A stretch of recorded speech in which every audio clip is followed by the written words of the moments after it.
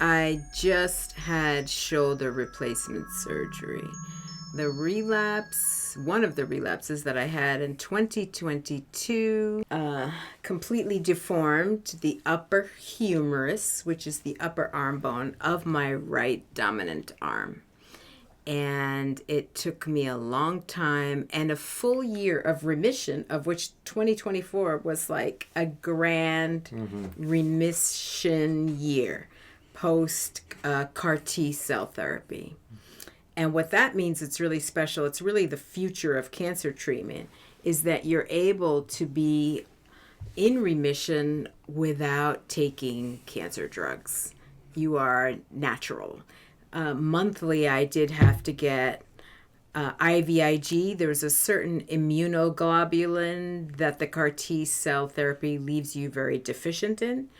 And so, so I was deficient in that. So monthly, I would have to get IVIG. But even toward the last few months, I guess November, December, January, my IVIG levels were so good. I was able to wait six weeks in between IVIGs. And I was just about to start to wait 8 weeks between IVIGs.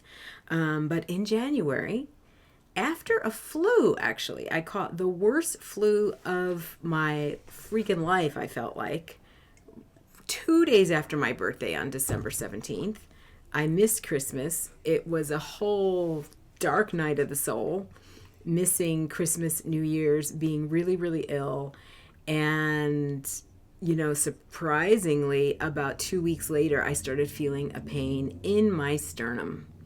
And I also noticed that my blood labs had ticked upward ever so slightly, the cancer markers. And I revealed it to my doctors.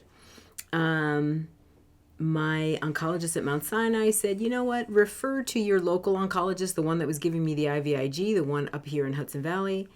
He took a look. He said, your labs are so good. There's no way you could have your multiple myeloma again. This is something related probably to your bum shoulder, and there's just no way.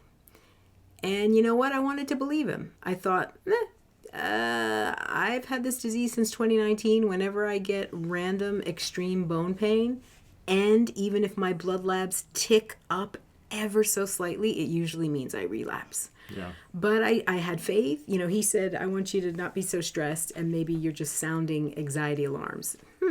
So, okay, I wasn't necessarily believed, but I knew I had to go through the process of, and he also ordered a bunch of labs, like he ordered me a diagnostic mammogram. He ordered me a chest CT scan to make sure it wasn't a clot. I mean, he did his due diligence. It showed nothing. So that was January. By February, next time I saw him, the numbers ticked upward again. And I mentioned it to everybody again.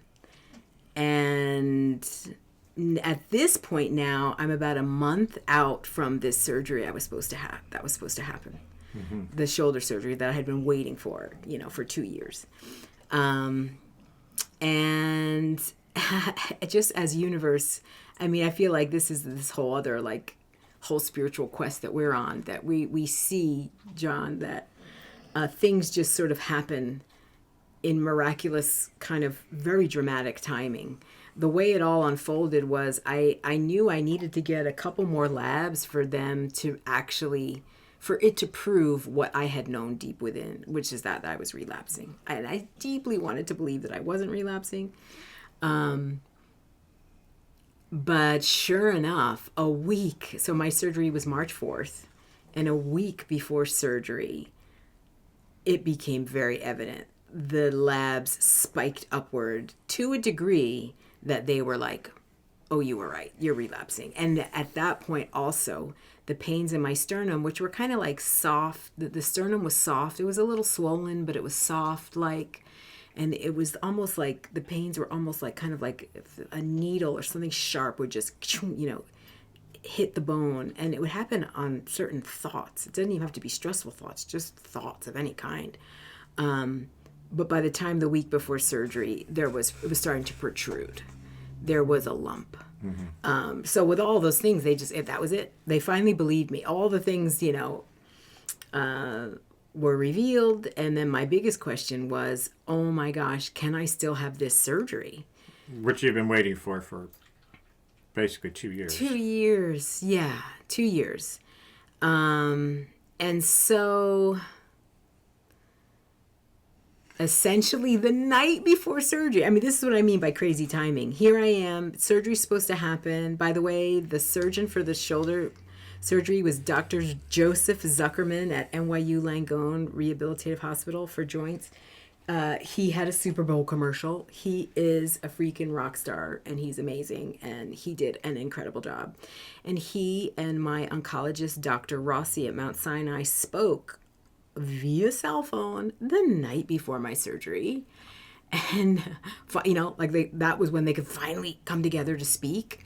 And she said what she needed, which is my patient can undergo surgery from my standpoint, but are you okay with my patient getting cancer treatment pretty shortly afterward, which would mean steroids? And I know steroids are kind of contraindicated when you have surgery. Basically, they were talking to decide whether you should have cancer treatment right away or get the surgery and sneak it in first. And you told your oncologist that you would prefer to sneak it in if possible. I did. And she was pushing for that too. Yeah, she heard the sound in my voice. She really listens. And when I explained, I'm strong enough, I believe that I can do this surgery, and if you all think it's safe for me, I can handle it, doing the surgery and cancer treatment. Because also what it means, if I didn't do that, I would get cancer treatment, and then I'd have to wait almost a whole other year for surgery. And, I kind of know how to take care of myself really well through all this. I'm like a pro. And I was like, I believe I can do this. And she believed me. And so they both agreed, yes. Yeah. So I am a month out from this surgery. That could be a whole other episode. It's such a journey. Wow. Shoulder replacement surgery is amazing. It is not for the faint of heart. It is serious. I kind of underestimated. Yeah. Very painful. There's a lot of rehabbing. Yeah, the rehab. It is, you earn. Every day I am earning the amount of movement I'm getting back in my arm. It is not given. It is freaking earned with hard work, toil, and pain. But the journey through pain has been really interesting because at first it was excruciating to move the arm. So it's like, you have to move the arm, but it's excruciating to do so. It just takes a few days, maybe a week, until all of a sudden the movement is actually pain relieving. You get to experience your body literally healing, which is just a trip for me. And I knew that would be really good for me mentally during this descent into cancer world again. I needed something that would bring me in direct contact with my body's healing capacity and feeling confident and feeling strong. And that's part of also my spiritual weight loss is part of that too. Like, yes, I can. Yes, I can do this. Yes, my body's functioning. Yes, my body can be predictable in ways where the cancer makes it unpredictable, but there is also a predictability to my body too. Yeah, but so during this whole rehabbing too, though, your lesion on your sternum is growing. Oh my God, growing. You were in talks to have another CAR-T treatment therapy procedure. I think it's called CAR-T therapy, but it is a pretty deep procedure. It is a procedure. Hospitalization. It's the new cutting-edge way of treating multiple myeloma, which you had in 2023. There's a new one that you were signing up for, but it kept getting delayed, and they were maybe going to put you on a different treatment, which would require more visits to the hospital, more needles. Yeah, weekly chemo check, pretty much. You weren't too happy about that. And they heard it in my voice. I nearly cried when they described to me. One, they said, it's just too dangerous with the sternum, with the lesion growing in your chest. They didn't want to wait, basically. They didn't want to wait, and they described to me what my other treatment option would be, which would bar me from the CAR-T I was going to get because it targets the same exact antibody. And I literally, were you there in the room? Yeah. My voice was quivering. I literally was about to burst into tears. The treatment was like, basically the skin on my hands might fall off, the outer layer. I think the biggest sticking point to you is that you could lose your sense of taste. Oh my God. No, that it was. They were like, you could be totally distorted and altered in your sense of taste and or lose your sense of taste. And just literally with how I've come to such peace with eating and am in such freaking spiritual alignment with food right now. The thought of cancer treatment interrupting that devastated me. Yeah. And honestly, weekly chemo chair, it's a very different life. Yeah. After CAR T, you do not go to the chair anymore. You're like living. You're masked. Hello, you are masked, maybe for the rest of your life in public, but hey, I can deal with that. But you're not in a weekly chemo chair getting treatments that literally change your body around in ways that, make you, a stranger to yourself. So your doctor compromised and said you have a full PET scan, and the results of that will determine if you need to be on this treatment, which you can get right away, or if it's possible to push it off the CAR T by getting radiation on the major lesion on your sternum. Yes. Yeah. So then you had the PET scan. I had the PET scan. So yeah, that was the plan. It was, you know what? There's all this bureaucratic delay with this CAR T. Let's see if we can get you a PET scan to see how much disease you have, and then maybe we'll radiate you. Well, the PET scan results just came in last week, and they were pretty scary. Mm-hmm. The lesion is on the chest, encompasses bone of the sternum, encompasses soft tissue. You know what? Maybe here's a moment. I'm going to have a little boundary here. I'm not going to describe all the places that lesions showed up, because guess what? I don't want audiences' brains fixated on it. I think that brings energy, people's thought energy to it, and it's just for me to know. So let's just say it showed up in other places that I've never had lesions show up before, and it was a little intimidating. But still, the end result was your oncologist thought that even though there was other lesion activity, those would be best addressed by having a big, thorough treatment like CAR T. Oh, yeah. And so now the plan is radiation on the main lesion, the large lesion. Yes, to hamper it down. While taking steroids to keep the myeloma in check. Yes. And then eventually building up to CAR T. There'll be a bridge treatment before it, because it takes a process for the cells to be ready. And yeah, basically it's going to be a lot. These next couple of weeks are going to be a lot with radiations and pre-testing and then the build up. But then it's going to be a waiting period of bridge treatment, so probably won't be till mid to late June before the CAR T actually happens. Yeah, before I'm actually hospitalized to get the CAR T cells back into my body. So what's really been interesting, and I think this is the reason I didn't share this with anyone. A lot of students, my lovely, and I miss you all so much, students, just my community of students and clients and close artistic colleagues,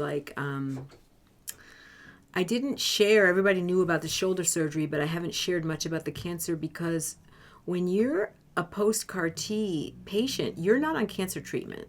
So that pretty much means you're not on medicine. So if you have cancer that's active and they know you're going into another CAR T, they can't dose you up with a lot of medicine. They actually have to extract CAR T cells from you first, and then they genetically modify them.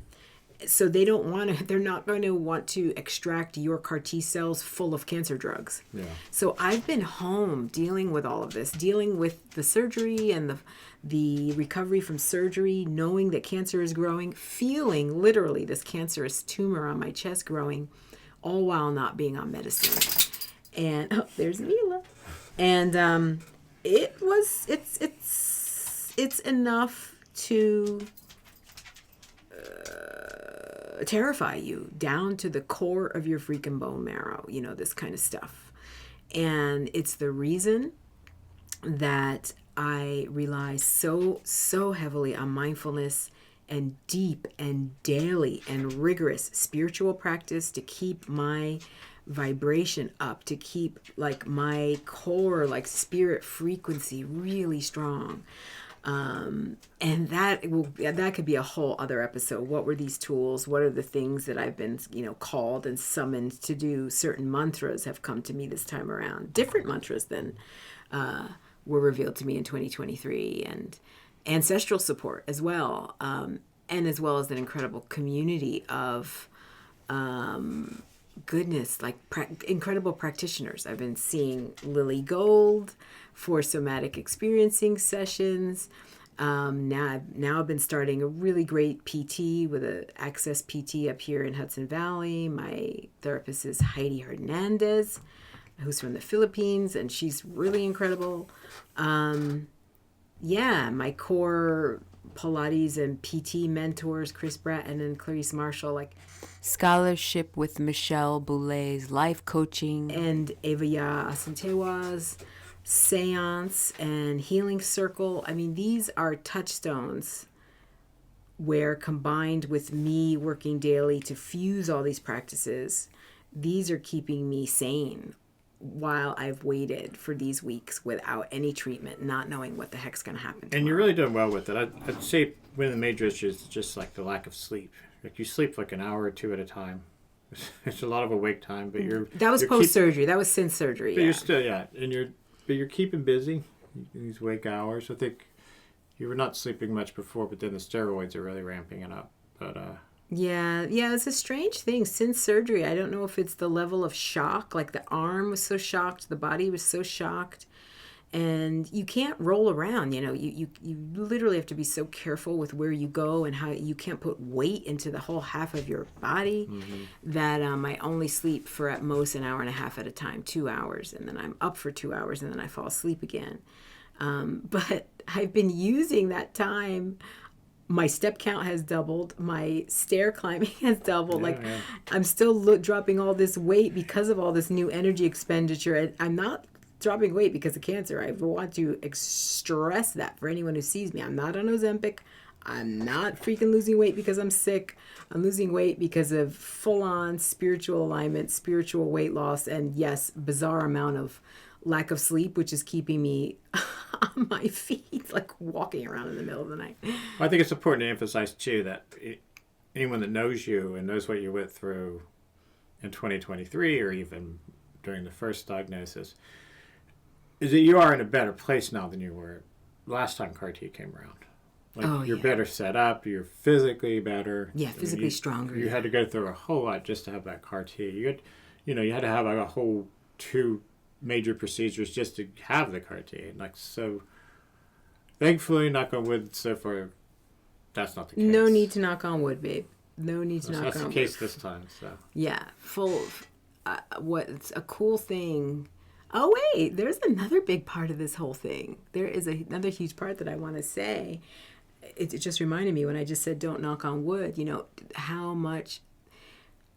I think certain folks, maybe pessimistic people, might look at you and I and our story with this, like, what's wrong with these two?